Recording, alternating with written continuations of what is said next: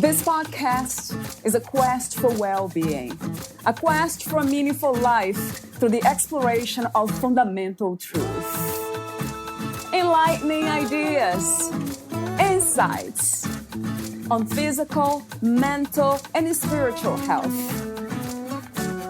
The inspiration is love. The aspiration is to awaken new ways of thinking that can lead us to a new way of being well. Welcome to Body, Mind, and Soul Healing Conversations.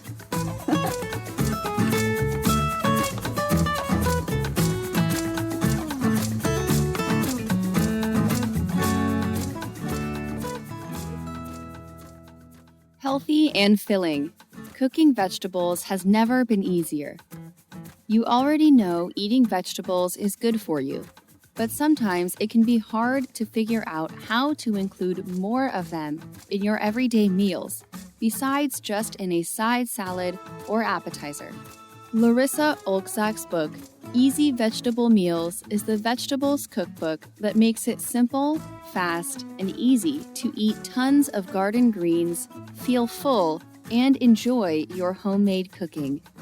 Whether you have a box of unfamiliar vegetables from a weekly local produce delivery, or you just got home with a bundle from the farmer's market, you'll discover exactly how to enjoy whatever you have with this vegetables cookbook. A handy reference guide will help you quickly learn how to prep, cook, and serve all kinds of veggies, including ones you've never seen before. Inside this vegetables cookbook, you'll find recipes abound. With 100 creative and delicious recipes inside this vegetables cookbook, you'll always have something that suits your mood for any meal of the day. Calendar cooking. These wholesome, vegetable-forward recipes are sorted by season, so you can find and enjoy the freshest vegetables no matter the month. Suit yourself. Easily tailor the recipes in this vegetables cookbook to your own dietary preferences, with variation tips to make dishes vegetarian, vegan, and more. Valeria Teles interviews Larissa Olczak. She is a nutritional therapy practitioner, herbalist, and author. She helps people thrive on a whole food diet by teaching them how to take control of their health. Larissa loves to teach people how to make food choices based on their bio-individuality. She doesn't believe in a one-size-fits-all method, but she does believe in whole food nutrition. After realizing how impactful food is to our health and how the SAD, Standard American Diet, is making many people sick, Larissa left her full-time job and started devoting her career to create a life full of health, passion, and purpose. She now works with people and helps them regain control of their health. Meet Larissa at IamWellByLarissa.com. Here is the interview with Larissa Olczak.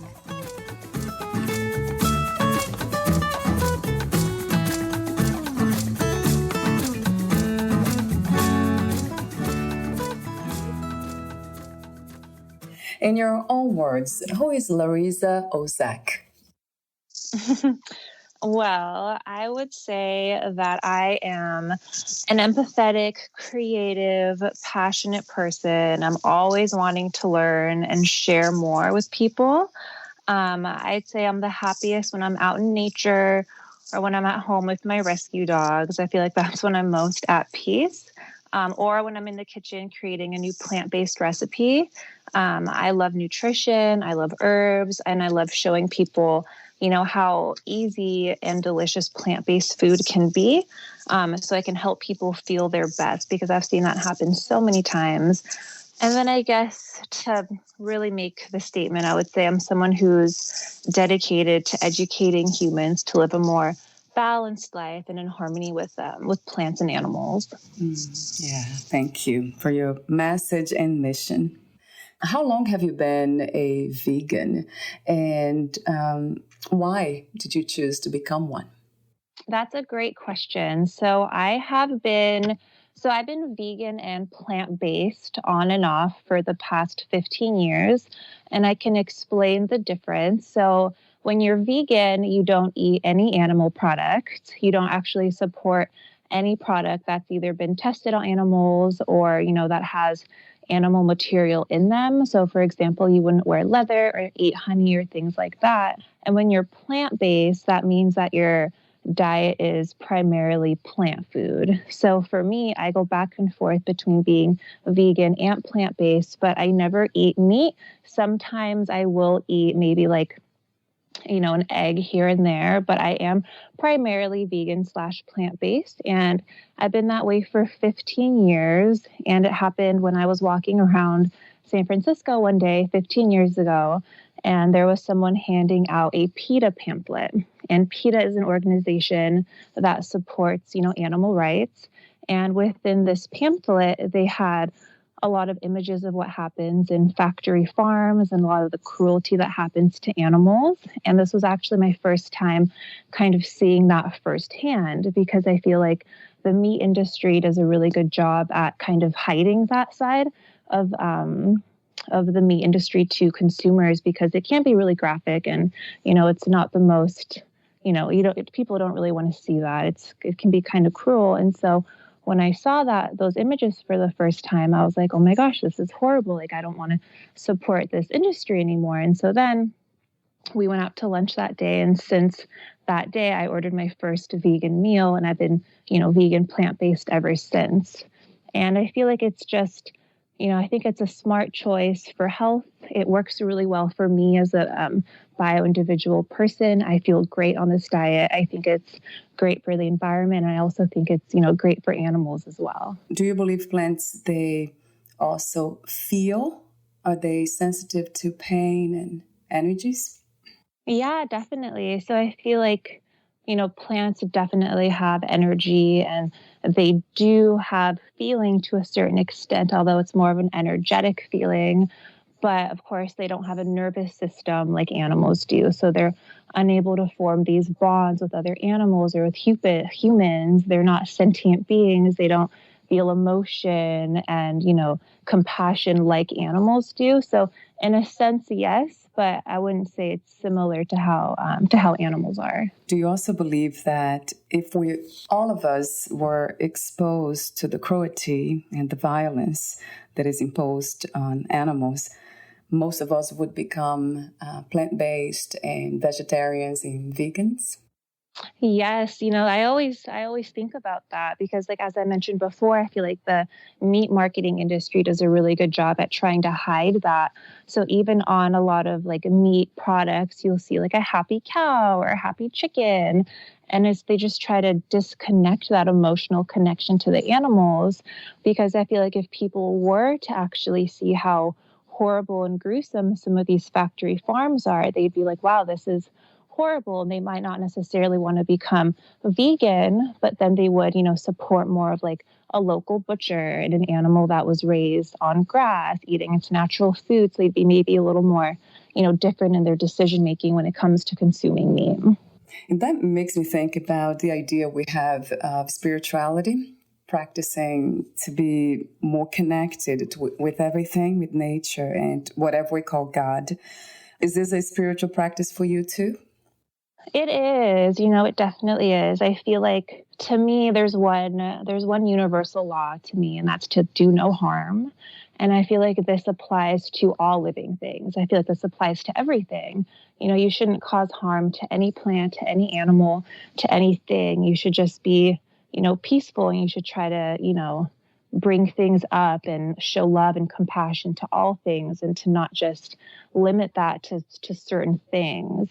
And I feel like it is definitely more of a spiritual thing, because I also feel like when you're consuming meat, especially, you're consuming an animal that's unfortunately had to die for you to eat it.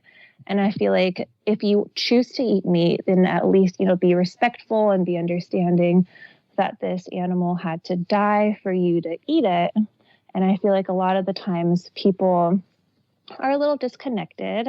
So, if you do eat meat again, that's fine, but just try to be a little more conscious that this creature had to go through what it did for you to consume it. And then I also feel like if you want to grow spiritually, then feeding yourself with, something that's had to die, then that's kind of regressive of growing and, ascending to a spiritual level. You already had these ideas before you became a plant-based vegan, or this is a new idea, a new way of living for you? Yeah, so, I've always been really empathetic. I've always felt like I've connected well to animals and, to nature. And I feel like we're all connected in one way or another. And I feel like we should respect plants and animals. So it's always been a common concept to me. But I think once I kind of started actually thinking about, when you are what you eat, what you eat, you absorb and your body becomes. So when I started to actually realize what that means, I started making different food choices. So I would eat more local and organic and plant-based food. I absolutely love this idea that more human beings can become more aware and awaken to this truth that everything's connected, and harming, it's not a, let's say, not a good thing, but it's not a healthy thing, let's say. Right, exactly. And I feel like everything is about balance. So I try to never force my, ideas or beliefs. I try to support everyone in what makes them feel best, because at the end of the day, we're all bio-individual beings. We need different things to make us feel the best, and that's absolutely fine. But there's always a balance, right? So I feel like everything is about balance. And if you are going to do certain things, just do it, do it the right way, do it responsibly, do it with compassion, do it with awareness. So how can we still eat the animals, eat meat, but in a compassionate way? How is that possible? Of course, that's a great question. So I feel like the first step would be to start to minimize the amount of meat you eat from places like factory farms and maybe at fast food restaurants, and then to slowly start, researching about different local butchers in your area. There's a great company called Butcher Box, and they're like a meat delivery subscription service. And so you can order online, and they have, good quality meat, and you can just order from them and they deliver it to your door once a month or, whatever you plan on doing. And I think that just making those first steps of locating a healthy source and starting to support those businesses, I think that would be a great first step, because then you're also putting money into these businesses that are trying to make that change in the world. So they're trying to produce good quality meat for people to consume, which in turn, is better for your health, better for the animal, and better for the environment. This is a good idea. I never heard about the butcher's box. Yeah, butcher box. And a lot of cities do them. If you just look up like meat subscription service in your area, then I know they're becoming very popular, especially now with not many people feel comfortable going out as much. So all these meal subscription services are gaining a lot of momentum. And there's been a lot that have popped up within the past year. So I definitely recommend just doing a quick search and trying to find one in your area. What do you think, or what do you feel is the purpose of life, the human experience, Larissa? Oh, I love that question. So for me personally, I feel like the purpose of life, of course, looks different to everyone. But to me, I feel like people all have their passions. People all have their interests, and they're all different, and we're all unique. And, some people, they are really interested in, let's say, like beekeeping or like mushrooms. Everyone has their really specific interest that makes them happy. And I feel like if you're able to pursue this interest and, dedicate time to it and use that purpose to then benefit the planet in a better way, then I feel like that's a win-win, because you're following your soul purpose. You're doing what makes you happy, and then you're using that to better the planet.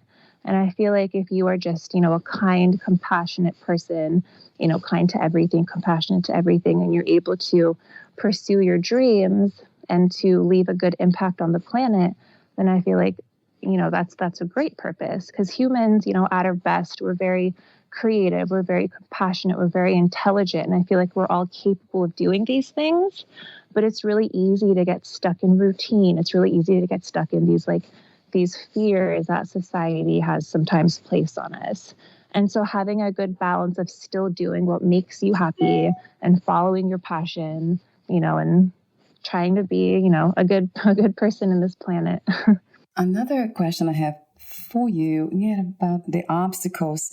You mentioned societies. Also, would you say TV, mainstream television, the media? Oh, yes, definitely. I feel like mainstream media is one of the worst things that has happened to us in the recent future. And it's not all bad, of course, but I feel like sometimes the media can be misleading, and it's still a company by the end of the day, and they work on like reviews and like their ratings.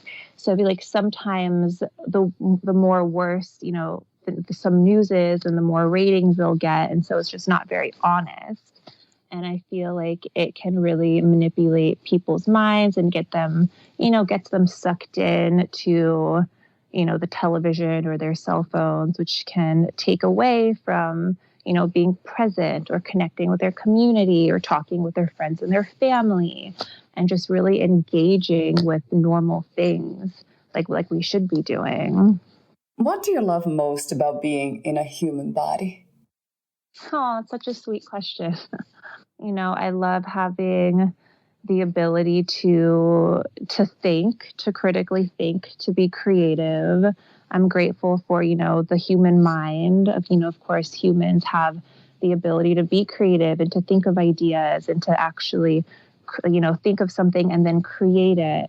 I love being able to, have discussions with people and to think of new ideas and to be physically present in this human body, and to, like I mentioned, have an idea and then create steps to create this change. And I feel like humans do have a great capability of creating positive change. And I think that's one of the best things about being in a human body, is that we do have this potential to create such positive change. At this time, with all the challenges we have been through or are still going through, what do you think is the world's greatest need? And do you also have a vision for a new reality?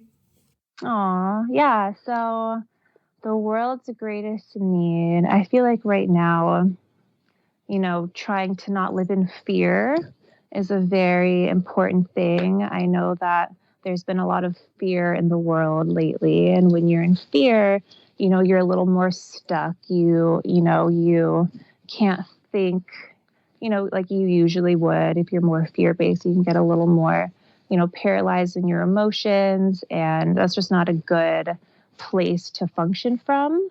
And I think that we need to be a little more trusting of our health and our immune system and what we're capable of doing as humans, and how there's, ways we can support ourselves for free every day. Like we can go outside, we can be in the sun, we can laugh, we can be in nature. Like medicine, there's free medicine out there, and this medicine is very effective. And I think that we need to just realize that we are, strong, resilient, healthy people, and we have the ability to make ourselves healthier. And there's, supplements out there, there's healthy diets out there. We can make these changes to make ourselves stronger instead of just hiding in fear. I feel like that's the opposite of what, our immune system needs and what we need to be healthy, functioning, strong humans. So it goes back to that living more naturally, the state. Exactly. And I feel like what I see for the future is, I just hope that people, become more aware of this, and they realize that certain things are actually very simple. I feel like humans can tend to overcomplicate certain things, but, if you have a family, friends, community, good food, you have a home, then, you have so much to be grateful for. And just starting at that point is so healthy for you. And I feel like it's a good reminder for everyone. And then to, really, really focus on having a community of like-minded people and, sharing that sharing that is really important and healing in itself. What is your idea of freedom, Larissa? What is to be free? Freedom. So I see freedom as, a physical freedom and then mental freedom as well. I feel like freedom can come in those two forms. And being physically free is, allowing yourself to, be free, to be able to travel, to be able to visit family, to be able to do what you want, to not maybe work like a 9 to 5 every day and sit in traffic and waste your life, doing this job that you might not really like, but just to have more of a balance and to have freedom in traveling and, just taking time for yourself. Having alone time, I feel like, is very important. And then, of course, for, mental freedom, I feel like being free in your mind is very important, and having a good, like spiritual relationship with the world and being open-minded. And of course, not like living in fear, and living in love and being compassionate and being open-minded at the end of the day, I feel like is a very good way of having, that mental freedom as well. How did you become a writer? Well, I've always loved writing ever since I was younger. I've always kept a journal, since I was like maybe, in elementary school. And I would write every day. And then I've started my website where I would write, all my different blogs. And then I would just start writing all my different plant-based recipes. And it kind of just came together. And then at a certain point, I just had, all these ideas written down, and I was like, I'm going to try to actually, write a book and get my ideas out there. And especially when it comes to plant-based cooking, because I feel like, a lot of people are, more and more interested in being vegan or plant-based right now. There's a lot more options. It's gaining a lot of momentum, and I see this continuing. And so I just thought it was a perfect opportunity to use my, history as writing, and to try to share what I've been writing with, with people to try to help and benefit them. Talk to me for a moment about the inspiration, which you already talked to me about for a moment, but the intention to, in the process of writing your book, Easy Vegetable Meals, a fuss-free cookbook for everyone. Of course. So, I wanted to really show people how easy it is to be plant-based, and how it's, a lot of people think of vegan or plant-based food and they're like, oh yeah, like it's like salads, right? Right. So And it's true. like, it's so much more than that. And maybe like 10, 15 years ago, yeah, maybe that would be more so the case. But now there's so many more options. There's so many companies that make, good quality vegan products. And even just utilizing, plants as your ingredients, you can create so many traditional meals that taste the same, that have the same texture, but they're just vegan. And so my cookbook, that was my like motivating force behind it, was I wanted to show people how easy it was. So all the recipes in the book, they take 30 minutes or less. And there's 10 main ingredients or less, because I also had in mind that everyone's busy right now. People don't really have time to necessarily, cook all these great meals all the time. And so I wanted to give people a way to make really convenient, easy, and really inexpensive meals for themselves and for their family that taste like, their traditional counterpart. Right. And I love the images. They're so much fun, and they kind of inspire us to become more creative with our food. That's what I love about the vegan, plant-based, vegetarian meals, because they're so colorful, and they do inspire us to become more creative. And boy, this is what life, to me, in a human body, always goes back to creativity, being creative with everything in a way. Absolutely. But for a moment, Larissa, being a vegetarian and plant-based, the same in a way, or? Yeah, in a way. So if you're a vegetarian, you don't eat any like animal flesh, I guess you would say. So you don't eat fish, you don't eat any land animals, but you can consume dairy and you can consume eggs.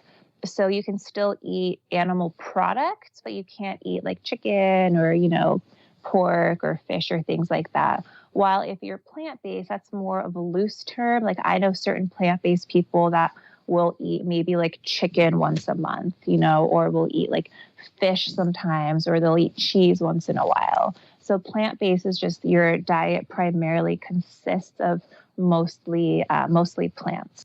A subject that's very highlighted in your book, it's seasonal Yes. eating. That caught my attention because I haven't seen too many cookbooks arranged in this manner. So talk to me about these three components: eating locally, organic, and then seasonally. Yes, of course. So yeah, the chapters are organized by season. I really try to emphasize the importance of eating seasonally. So, when you eat seasonally, food is fresher and more nutrient dense. You're eating what's in season. So it's at the peak of it's at its peak. So it has the highest amount of vitamins and minerals, and it tastes the best. And if you think about how our ancestors ate, they ate with the cycles of nature, which is basically eating seasonally and how we should be eating. When you're eating seasonally, you're also supporting your local farmers. A really good way to eat seasonally is to subscribe to a CSA, which stands for Community Supported Agriculture. So this is a really fun way to eat seasonally, and you can just go to a farm and you pay like a monthly or annual fee, and you can either pick all the produce that you want, or they will send you a shipment of all their produce that they have in season. So that's a really fun way. I always really like going there and connecting with where my food's coming from. I think, picking your own food from a farm is so fun, and it really connects you with where your food comes from, which is so fun about eating, I think. So I really encourage, that's super easy. I encourage, if you're interested for people to do that, you can just, again, look up, CSAs in your area. And then, so when you're not eating seasonally, you're eating more imported food. And sometimes when things are imported, it gets irradiated at the border. And so this basically, it's meant to kind of kill any sort of like bacteria that might have grown on the food. But personally, I don't really feel too excited about eating food that's been irradiated. Right. Doesn't sound good. Right. And then you just don't know how long it's been sitting there. You don't know how people have been touching it. And it's just, you're kind of contributing to, more like greenhouse emissions with the traveling. And it's just always better to support local. It's good for your health. It's good for the environment. You're supporting local business. Yeah. And so I think it's super important to eat seasonally. I have this question about, I think I read in your book or somewhere that not all vegans are healthy. So my question is, why? I love this question. I've worked with a lot of people who say that they're vegan and they're like, I still don't feel good. Like, I still feel really bloated. Like, I just, I'm having all these digestive issues. And then we go through their food journal, and almost every day they're eating like, the fake meat, the Beyond sausage, the Impossible Burger, the fake cheese. And at the end of the day, yes, that's vegan, but it's still highly processed vegan food. It's still junk food. Junk food is processed food at the end of the day. And of course, there are certain brands that are better. So they use more, minimal ingredients. They're organic. Miyokos is a really good that's a really good vegan cheese company. They have like 4 ingredients on their list. It's all organic. So if you're going to consume things like that, it's not as bad. But if you're going to be eating the fake vegan meat and cheeses all the time, then that's not healthy. So a lot of people, they are under the impression that since it's vegan, it's still healthy. But the point of being, vegan is to eat more plants. And that's why sometimes I switch the terms vegan and plant-based, just because in the term plant-based, it's just automatically insinuated that it's, you're eating a plant-based diet, that you're eating a lot of plants.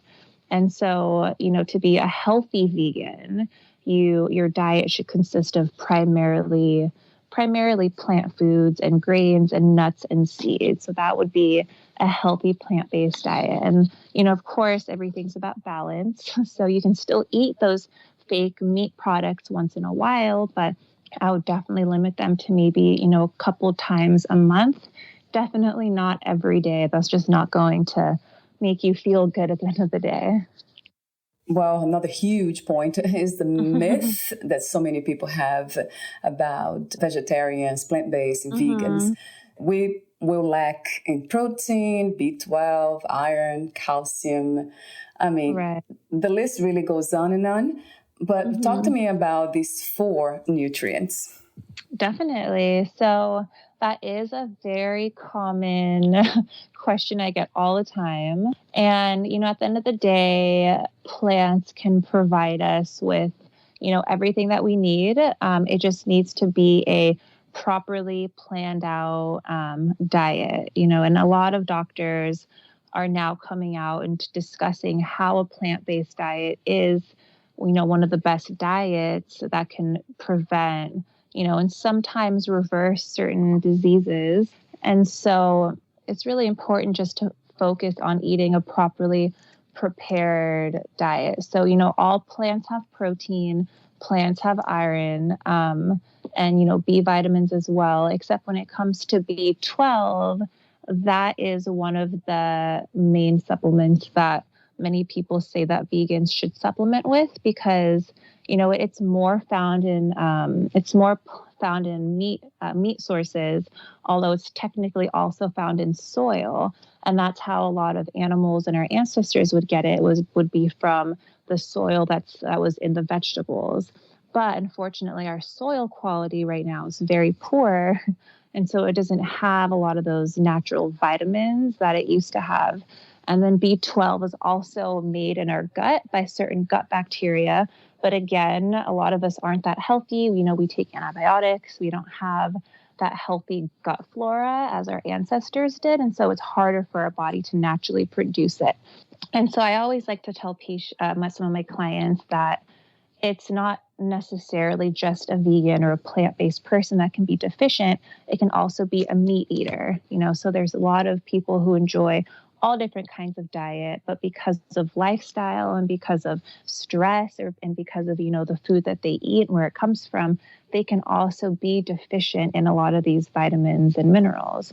So it all just comes back down to, managing your stress, because when you're stressed out and you're eating, you don't produce enough of the, hydrochloric acid and digestive enzymes that you need to break down your food and absorb the nutrients. So then you're not going to get all those nutrients from the food. So stress management, eating mindfully, really chewing your food, and eating good food and eating, organic, local if you can, but, plant food or good quality meat, and having, a well-proportioned plate and not eating much processed food. So, there's quite a few things that go into it, but all people can be nutrient deficient. It's just you have to make sure you're eating a balanced diet.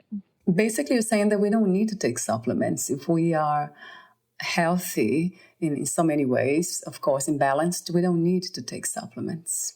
Yeah, I mean, if you want to take supplements, and that's wonderful, some supplements can be great. And if you really want to know what supplements to take, you can always do lab testing with your doctor to see what you're deficient in. That way you'll really know what you should take. And then with protein, the interesting thing about protein is, you can pair different foods to make a complete protein, and you don't have to eat these foods in the same sitting. So for example, rice and beans make a complete protein. So if you eat rice in the morning and then beans for dinner, then that's still fine. Your body still is able to make that complete protein for you to use. So a lot of people, they don't supplement, they just make sure they eat a healthy diet. But supplementing could also be a great idea. It can just give your body an extra boost of what it needs. And like I mentioned before, a lot of our digestive systems, aren't functioning as well. So sometimes it can be hard to absorb a lot of these vitamins from food. So sometimes doing some targeted supplementation with supplements or multivitamins, B vitamins would be a good idea. And I do think that taking a B12 supplement would be a good idea for vegans, just to make sure you are getting that vitamin that's really important for nerve health. So I would say that would be a good idea to take that for, plant-based or vegan people. And that also listening to the body, right, Larissa? It's important. Exactly. So we know when we need to take supplements and we know when we don't need it.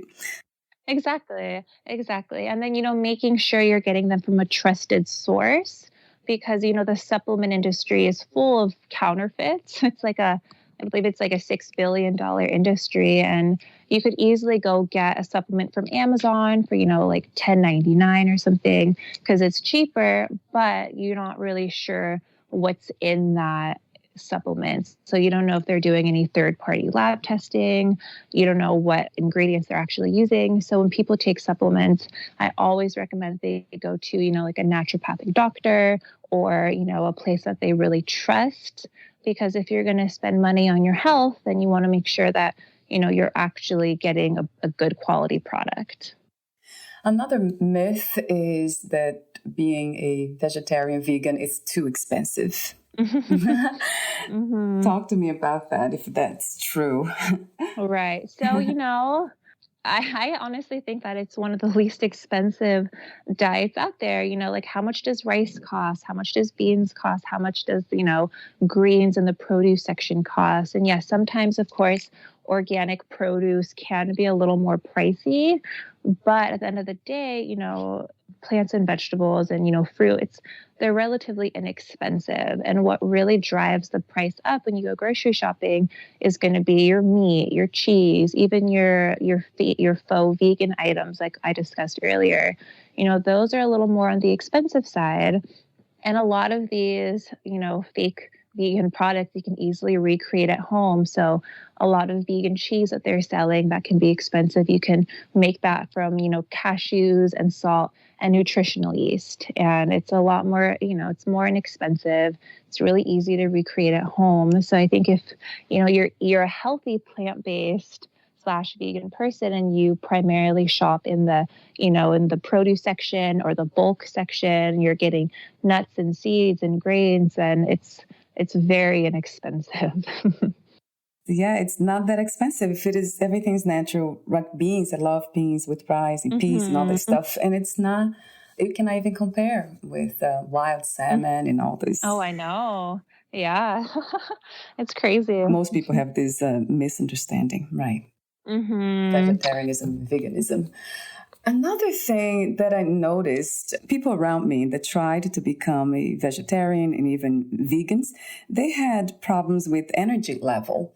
Right. Talk to me for a moment about that, Larissa.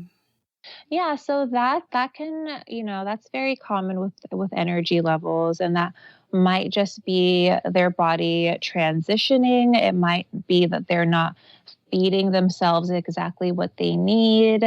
So I've had some clients do that, and I ask what they eat, and they just, say smoothies or salads, and they're not, eating enough food.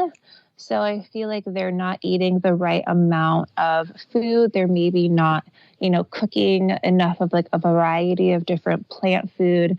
So that's just kind of leads me back to my, my main point is if you are going to be vegan or plant-based, it might take a little more research and energy in the beginning to try to figure out what you're going to eat and what tastes good and how to cook certain things before you feel comfortable.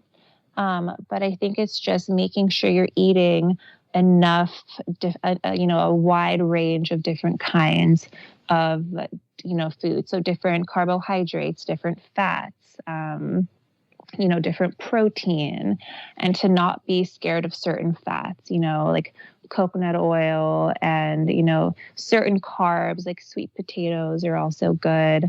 And just, I always like to say to have as much color on your plate as possible. And that's just kind of like an easy way to make sure you are getting enough different kind kind of food. And then, if people do feel like they're lacking energy, then, doing like a protein powder with some peanut butter is a really good idea. Make sure they're drinking enough water, the basics like that. And I found that to be really helpful with their energy levels at the end of the day.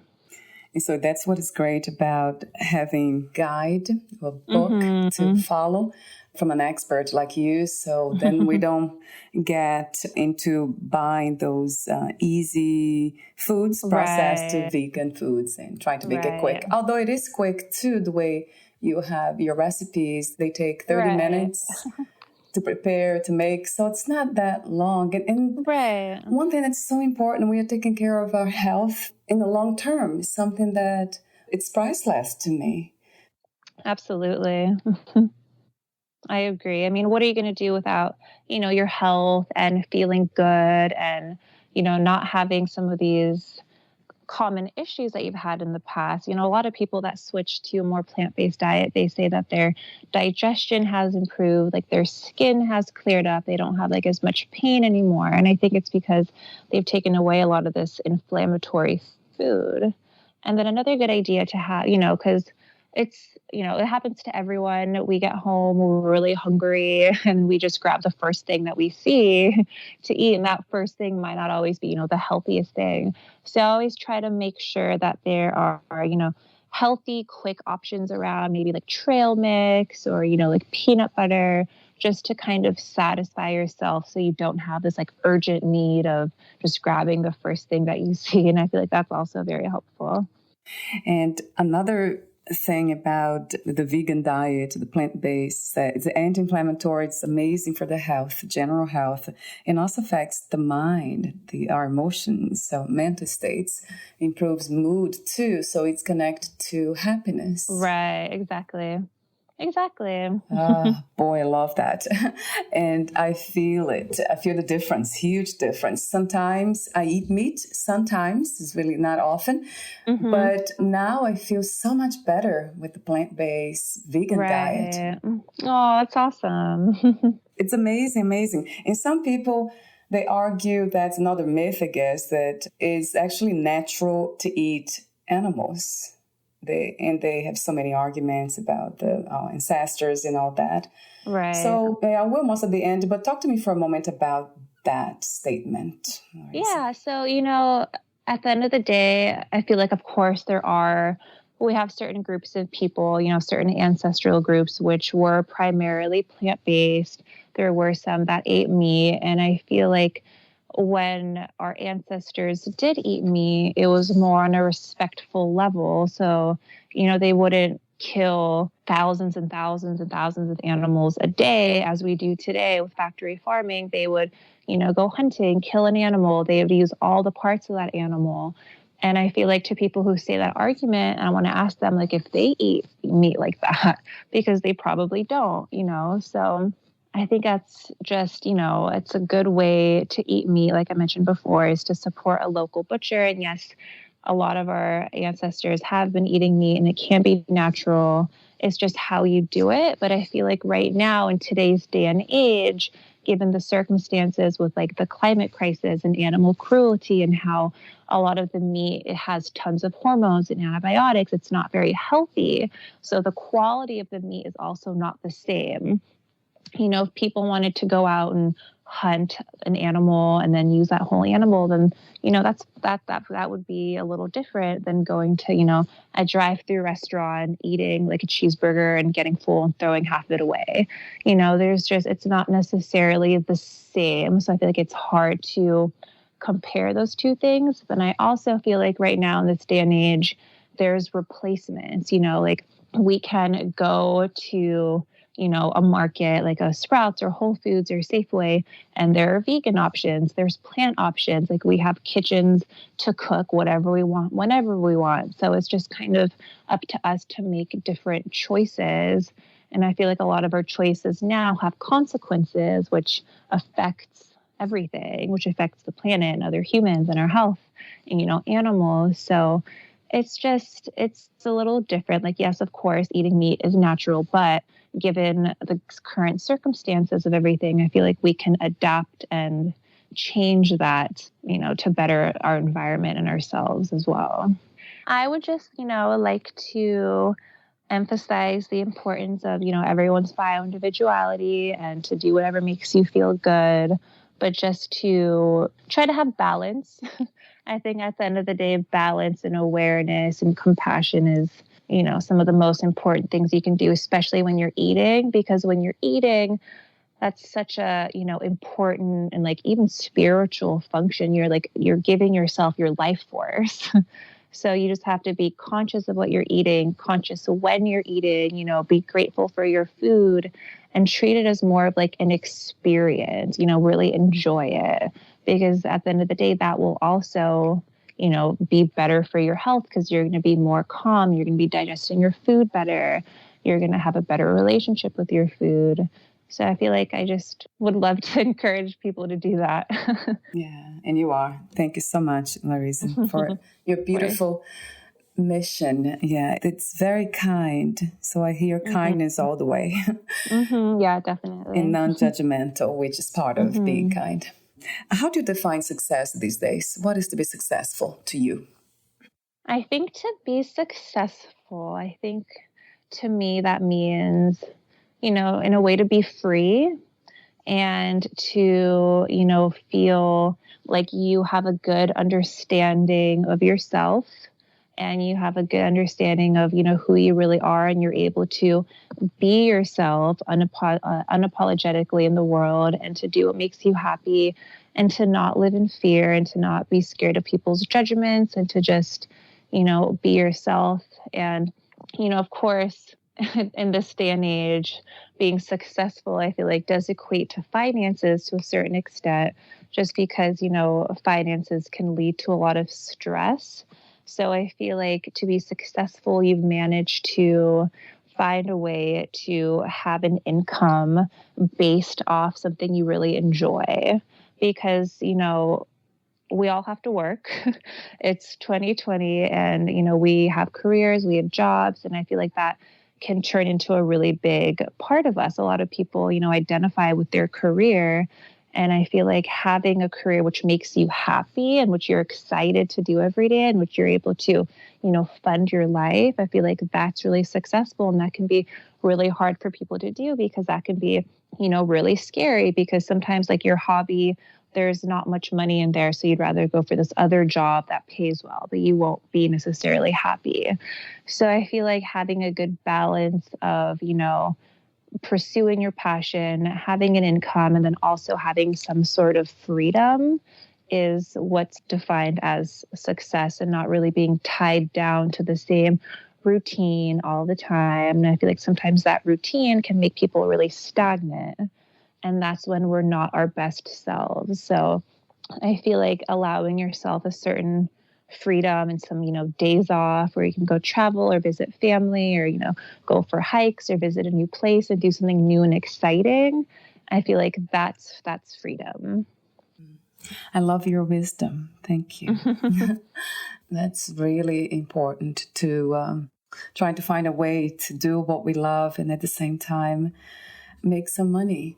It is important, which is it's energy anyway. Money's energy is not just what most people think it is. Exactly. And, having a healthy relationship with money too. So not having like a hoarding mentality of money and, not hiding behind your money and being scared to spend it. But just like you said, it's an energy flow. You'll have money coming in, you'll have money coming out, and to just have a healthy relationship with money because that can really have a negative effect on certain people. And I think, that's also really important. What was the hardest lesson to learn about yourself and life as of today? The hardest lesson. I feel like the hardest lesson I had to learn that I'm still learning is that, dealing with change, and that change is, always constant. It's always happening. You're always going to have new drama, new stress going on in your life. It's just how you handle it and, not letting it affect you to a certain point. And, recently I was going through a stressful time and I was talking to my friend who's maybe like 20 years older than me. And I was talking to her and I was like, I'm so excited, to be older and like not deal with, not have to deal with stress and drama, thinking in my head that when you reach a certain age, there's just like no more stress. And she was like, yeah, well, that doesn't happen. Like there's always going to be something going on because that's just how life is. You're always going to have some sort of struggle, which is fine. Everyone in the world has struggles, but that doesn't mean there's nothing to be grateful for. That doesn't mean there's nothing to be happy about. So I think just remaining calm during changes and, thinking calmly and being strong and knowing that this is just another phase and it'll pass and whatever's meant to be will be, even if it seems like it's horrible at the moment, just to know that everything is working out as it should and to have faith that everything will be fine in the end, one way or another, even if it doesn't seem like it is. Maybe like a year later, 5 years later, you'll be like, actually that was fine. Like I'm happy the way that worked out. That was meant to be. So I think just, rolling with the punches and just remaining strong and calm during changes. The trust component is very, very important. Very important. Without even knowing why those challenges are happening, but just trusting that's for the best. If you knew you would die soon, meaning losing the body, would you change anything, make any change in your life, or do anything in a different way? What I would do is I would go probably rent some nice cabin in the woods with my whole family and friends and just spend my time with them and, cook good food and laugh and feel that connection with them and feel like that's the only thing that I want to do at that moment. And I would just enjoy being around my loved ones. What are 3 things about life you know for sure as of now? 3 things I know about life for sure. So I would say that I for sure know that I think that all life needs to be taken more seriously.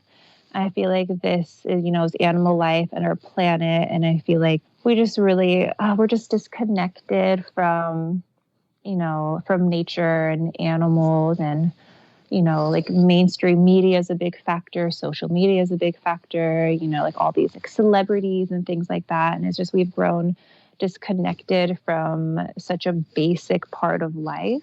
And I feel like, all life just needs to be, respected and be shown more compassion. So that's number 1. 2, I would say that I know that our planet is absolutely beautiful. And, we should all be very grateful that we're able to be here and being outside. Simply being outside in nature is some of the best medicine. Just even walking around barefoot and feeling like the sun on your face, or visiting the ocean or the woods or, a river, and just really being present with nature and just really admiring how truly beautiful this planet is. I feel like I know that for sure, that our planet is a very beautiful place. And then the 3rd thing I would say that I know for sure is intention, manifestation, and hard work is all very powerful. And I feel like we all have the ability to do these things. We all have the ability to, set intentions and manifest and work hard for either things that we want or changes that we want to see. And I feel like, we're capable in that sense, and we could all do it. Thank you so much, Larissa, for your loving wisdom, your message, your mission, as I mentioned before. And thank you for your authentic presence, too. Oh, of course. Thank you so much for having me. Where can we find more information about you, your books, products, services, and future projects? Yes, of course. So I have a website. So my website is iamwellbylarissa.com. I also have an Instagram, which is the same thing. So it's just I Am Well by Larissa. And that's where I post a lot of my recipes, and different things that I research. My book, Easy Vegetable Meals, that's found on my website. You can also find it on Amazon. But those would be the 2 main places, my website and then my Instagram. I'll have it there below too in the written form. Thank you so much again, and we'll talk soon. All right. Thank you so much. Have a good day. You too. Bye for now. Bye.